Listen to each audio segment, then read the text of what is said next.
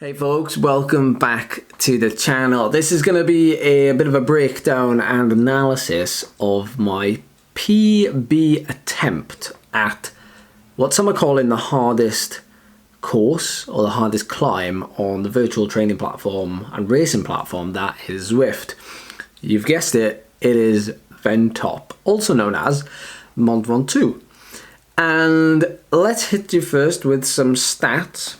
My goal time was 58 minutes for the whole course, from the start to the very end. So not exactly the segment, but the actual whole course. Those of you that watch the live stream, you probably know the results, but I'm going to give them to you anyway. So let's just lay the foundations for this video by giving you some data. So this climb is approximately 20 kilometers at 7.7% average. I averaged 345 watts and 163 beats a minute, but with a max heart rate of 185. I'll get into the graphs in a little bit more, although I'm showing them to you now. We'll get into more detail. And normalized power was very close to average power, meaning that I basically was very consistent with my power output the whole way up, which is what you'd expect really for effectively a 1 hour time trial. Granted, it doesn't take everybody 1 hour. I do appreciate that. So if you look at my peak powers, you'll see there's very little discrepancy, like 1 minute power 408, 2 minutes 398, 5 minutes 395, 10 minutes 387, 20 minutes 373. So there's a gradual increase there, and all of this comes in the latter half. Now I've sped up the footage for the sake of the length of this video, not that it's going to be as long as my actual effort. But if any of you have done this climb, you'll know the lay of the land. You'll know how this climb lulls you in a false sense of security and is quite a quote-unquote fast climb at the bottom, then has some savage gradients in the middle half, and then eases off slightly nearer the top. Now, to set you a little bit of groundwork here, I did some videos 3 years ago now where I tried to set a 34-minute personal best up Alp to Zwift. You can find that video on the channel, but I've also done an analysis video as well where I talk about how to ride the climb like me, how to improve your time, and all that kind of stuff. But I rode this climb a little bit differently because I wanted to do a negative split, meaning I wanted to finish harder than I started on purpose because I wanted to really squeeze everything out at the end. And a lot of that is because I want to try and find out where my power lies for this sort of duration, because we're testing as well. When we do this sort of effort, we are testing. And granted, this sort of climb, you know, it's really long, isn't it? 21 kilometers. It doesn't take all of us an hour. You know, I know that. I know that the population average, according to Zwift Power, is, I think, 1 hour and 34 minutes 29 seconds, which is 3.2 watts per kilo, give or take. Now last night I set the 26th fastest time on this course with a 54.58 at 5.6 watts per kilo. It's 0.3 watts per kilo off my best ever outdoors, but this is marginally lower indoors for various reasons. But I was very pleased with the effort. Now, this climb doesn't really have any points where you can rest.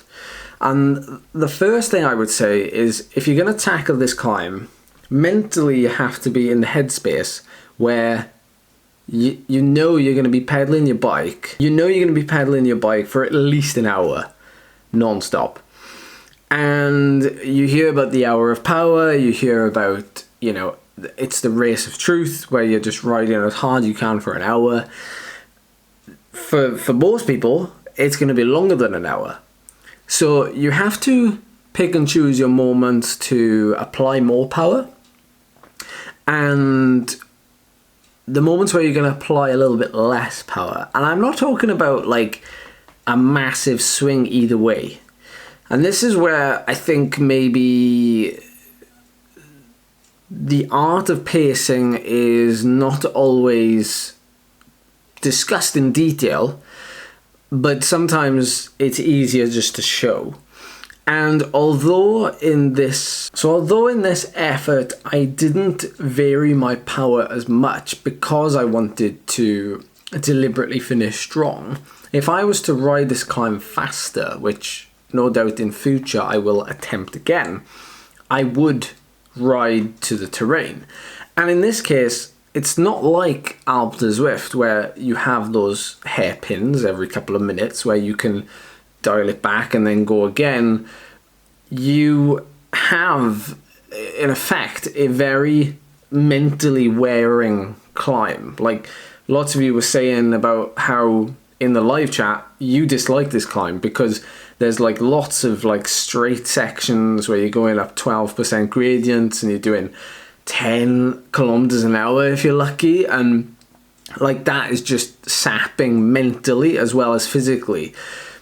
It's worth pointing out as well that in order to control the effort, right, in order to prevent gear changes and just to be able to focus on the power, I had trainer difficulty set to 0.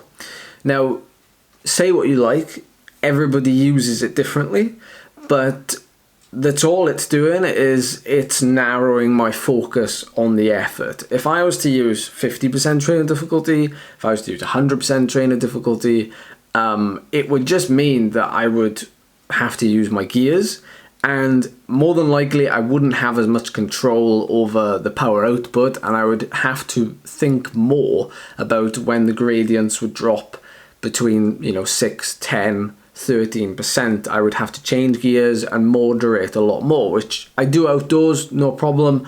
But when I'm indoors and I'm just trying to keep a narrow focus and try and get the most out of what I'm trying to do, that's when I go with 0. So in effect, it allowed me to control my effort perfectly and I could empty the tank accordingly. So pressing on, applying more power, to be specific, I would say if it's going to take you an hour, which for the vast majority of us, it probably isn't.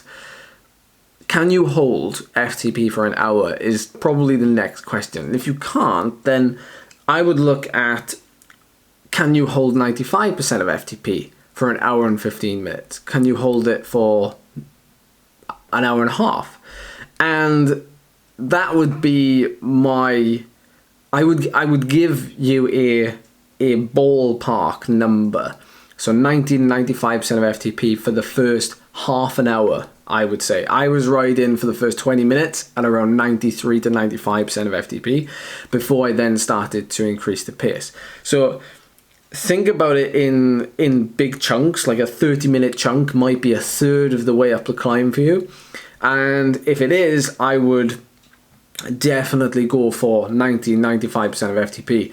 Only then, once you've settled in and the effort has caught up with you and you're able to then become comfortable with being uncomfortable, then you would start to pour on the coal onto that fire and to gradually up the pace. Being able to up the pace at the end, so having something to give in those last 5 minutes, last 2 minutes, last 3 minutes, whatever, psychologically gives you such an edge versus someone, in my opinion, who has maybe gone slightly too deep. Maybe they've gone, closer to threshold, 100% of FTP maybe for the first 30 minutes. Then they start getting to the 50-minute mark and the power is starting to drop off and they're doing 96, 95% of FTP, and then they get to an hour and 15 and it starts to go down to 90%. If you're finishing stronger, psychologically, man, there's so much to gain there, because yes, it's risky, don't get me wrong, but psychologically when you're finishing strong, you always feel like I can, I'm in control of this, I'm flying to the top of that mountain, I'm going to finish strong and leave nothing left in the tank. So it's always about riding to the terrain. And in this section from Chalet Renard, which is the banner we've just gone through, from here to the top, it's quite a fast finishing section.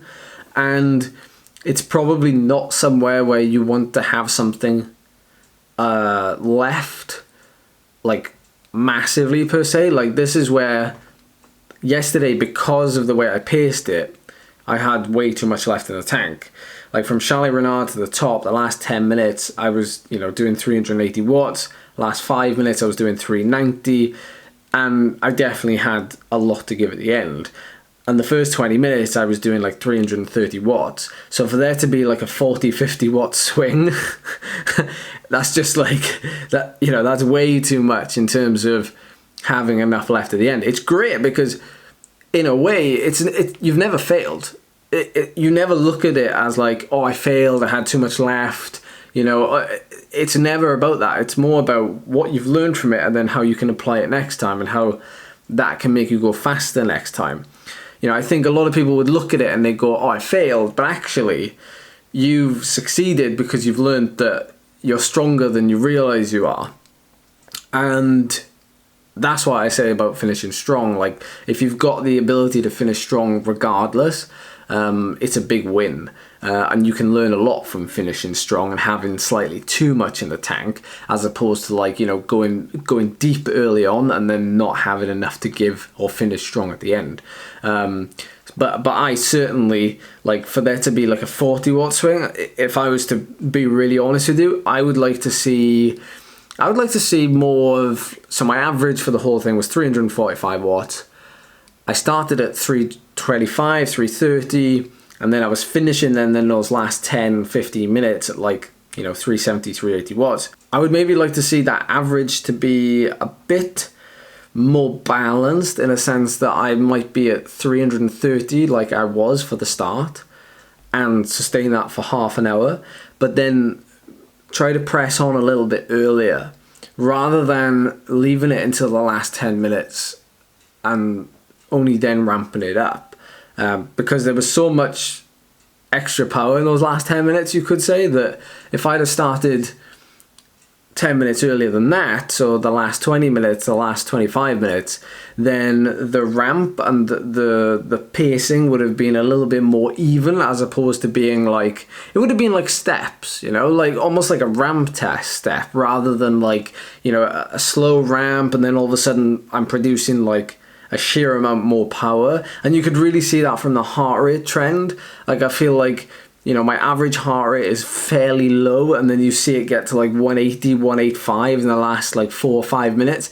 And that's also a really good telltale sign. And it's really nice to see, when a lot of riders are using heart rate to train with as well as power, because you can learn a lot from the two of them. The two metrics are really useful. It's like, it's not, to me, in my opinion, it's not like just having power there is like great to see and like it measures it perfectly, but having heart rate there, you've always got that gauge to like, yeah, these things match, or like, I was like 5-10 beats per minute lower than I thought I would be. And that's exactly what I learned in this effort. Like, I didn't expect my heart rate to be so controlled as well, and that gives you something else to help pace the effort off of. So the last little bit here, we're coming around the corner, and the last kilometer does seem to like drag on. It's like the steepest, like not the steepest, but the numbers in terms of gradient are back up to what they have been on some of the steeper sections, where they're into double figures,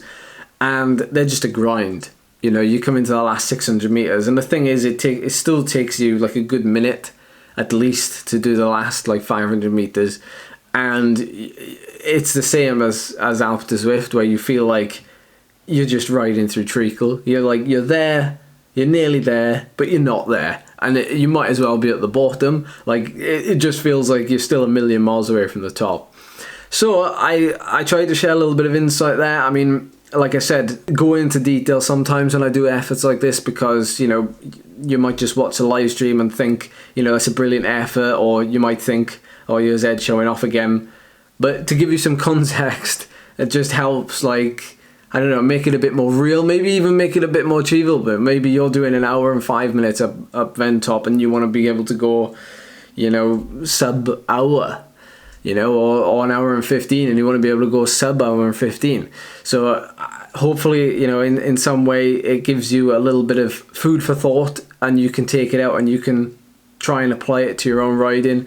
Maybe you can give, I particularly like the ones, the races, the events that finish at Chalet Renard, like the halfway finishes. They give you like a bit of a taste of the whole climb, and arguably, you know, just the hardest part. So yeah, make use of the event. Don't neglect your threshold. Don't neglect the zone 3 efforts with surges. They really help you to go over and then recover. But yeah, it's all in a day's work. I hope you enjoyed it. Thank you so much for watching. I'll see you in the next video.